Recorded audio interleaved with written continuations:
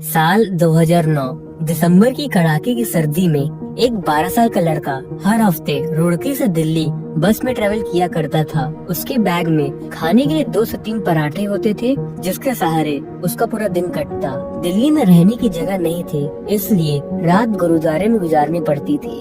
15 साल बाद 24 नवंबर 2024 को वही लड़का मेगा ऑक्शन में 27 करोड़ रुपए की हाईएस्ट बिड के साथ आईपीएल हिस्ट्री का सबसे महंगा प्लेयर बना। एक खतरनाक एक्सीडेंट के बाद जिस ऋषभ पंत का करियर ज्यादातर लोगों को खत्म नजर आ रहा था, उन्होंने ही अपनी सक्सेस की एक ऐसी कहानी लिखी कि लाखों करोड़ों लोगों के लिए वो एक नई मिसाल बन गए। पर ऋषभ पंत के इस सफर में कदम कदम पर कांटे और पत्थर बिछे थे। जब भी लगता था कि अब वो अपने करियर में कुछ बड़ा करने वाले हैं, कोई न कोई हादसा उन्हें पीछे खींच लेता। पर हर मुसीबत से लड़कर, हर संघर्ष को पार करके ऋषभ पंत यहाँ तक पहुँचे।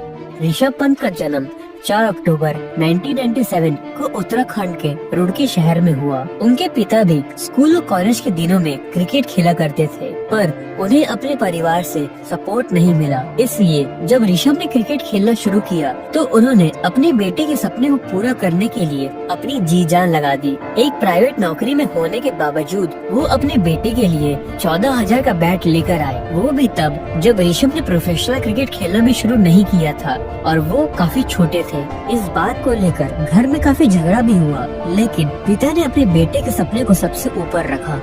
ऋषभ सिर्फ 12 साल के थे जब उनकी क्रिकेट जर्नी शुरू हो गई थी। वो रुड़की में क्रिकेट खेला करते थे, लेकिन वहाँ पर इतने अच्छे ग्राउंड और कोच नहीं थे कि उन्हें प्रोफेशनल क्रिकेटर बनाने की ट्रेनिंग मिल सके। इसलिए उन्होंने दिल्ली के सोनेट क्रिकेट एकेडमी में एडमिशन लिया और कोच तारक सिन्हा के अंदर ट्रेनिंग लेने लगे। पर दिल्ली में ऋषभ का कोई रिश्तेदार नहीं था और रुड़की में रहते हुए वो दिल्ली में किराए पर रहना अफोर्ड नहीं कर सकते थे। इसलिए वो हर हफ्ते अपनी माँ के साथ रात की बस से ट्रेनिंग के लिए दिल्ली आते थे और दिन में ट्रेनिंग करने के बाद रात को मोदी बाग के गुरुद्वारे में ठहरते।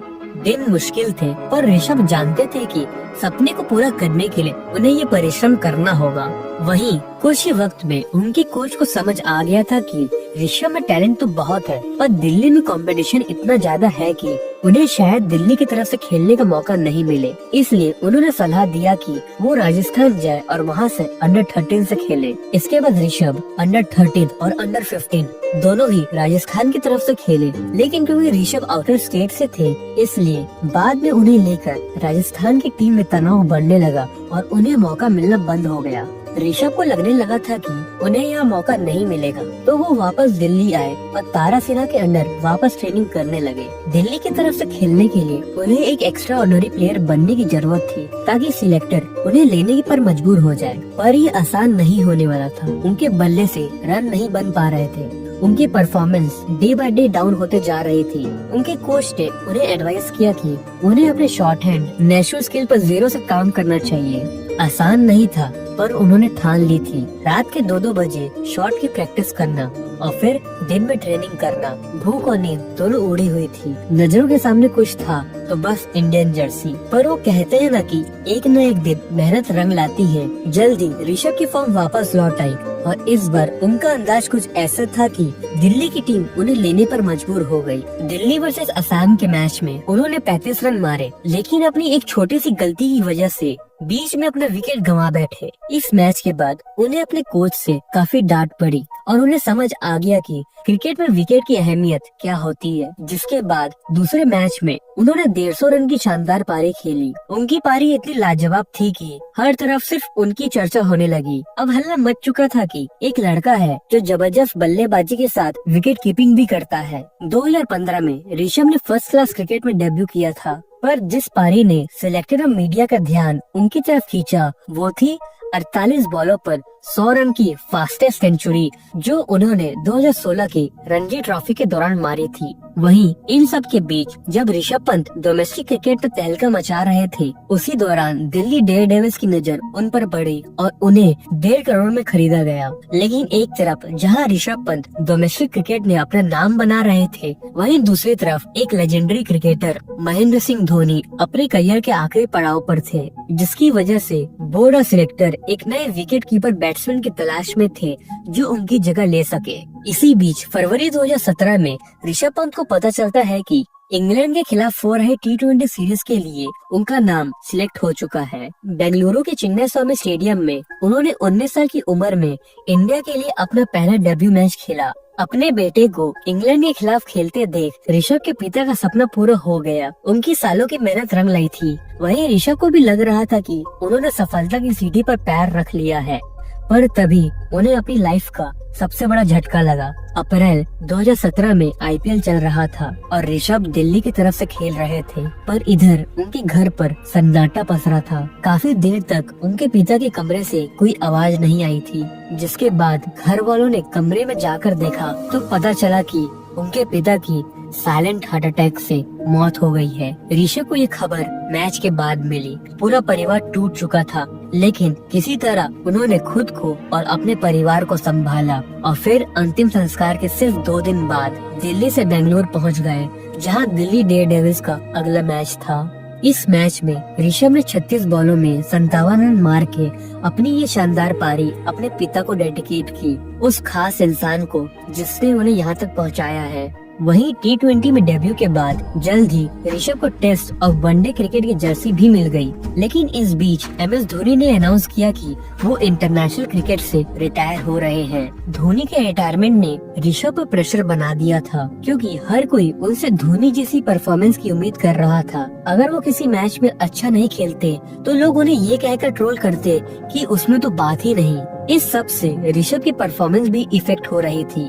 2021 में बॉर्डर गावस्कर सीरीज के लिए ऋषभ पंत का सिलेक्शन हुआ और वो टीम इंडिया के साथ ऑस्ट्रेलिया पहुंचे। उस वक्त इस सीरीज के कप्तान अजिंक्य रहाणे थे और पहला मैच एडिलेड में होना था, जहां टीम इंडिया 36 रनों पर ऑल आउट हो गई थी।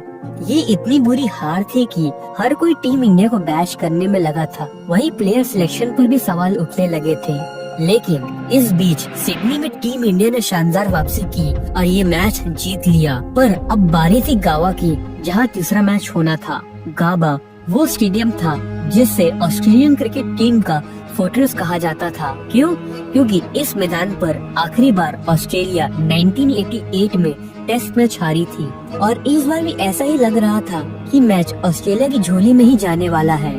इंडियन क्रिकेट टीम के बड़े प्लेयर जसप्रीत बुमराह, अश्विन और जडेजा तीनों हेल्थ इश्यू और फिटनेस की वजह से बाहर हो गए थे, जिस वजह से ऑस्ट्रेलिया ने आसानी से 328 रन का पहाड़ जैसा रन टीम इंडिया के सामने खड़ा कर दिया था। पर टीम इंडिया भी इतनी आसानी से हार मानने वाली नहीं थी। इस टेस्ट में काफी रोमांच देखने को मिला। मैच के आखिरी दिन जब एक छोर से विकेट पर विकेट गिर रहे थे, उस वक्त ऋषभ पंत ने पूरे मैच की कमान अपने हाथ में संभाल रखी थी और फिर आखिरी बॉल पर चौका लगाकर उन्होंने ये मैच और ये सीरीज दोनों टीम इंडिया के नाम कर ली।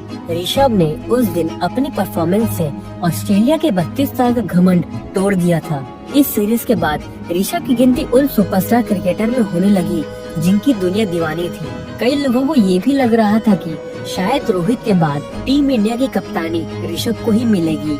लेकिन इस बीच 2022 में उत्तराखंड से दिल्ली आते हुए ऋषभ का एक भयानक एक्सीडेंट हो गया। इस एक्सीडेंट में वो बच तो गए थे, लेकिन उन्हें बहुत गंभीर चोटें आई थी, इतनी की शुरुआत में उनका चेहरा तक पहचान में नहीं आ रहा था। इस हादसे की वजह से ऋषभ IPL से भी बाहर हो गए। चोट पैर पे आई थी, इसलिए बहुत सारे लोग तो ये तक कह रहे थे कि अब ऋषभ के लिए कमबैक करना नामुमकिन है। पर ऋषभ ने इस बार भी सबको गलत साबित करके दिखाया और शानदार कमबैक किया, और ये उनके जज्बे और मेहनत का ही नतीजा है कि IPL 2024 में उन्हें 27 करोड़ रुपए में खरीदा गया। खैर, ऋषभ पंत की इंस्पायरिंग जर्नी आपको कैसी लगी कमेंट करके बताइएगा, और वीडियो पसंद आया हो तो लाइक और शेयर करना मत भूलिएगा। धन्यवाद।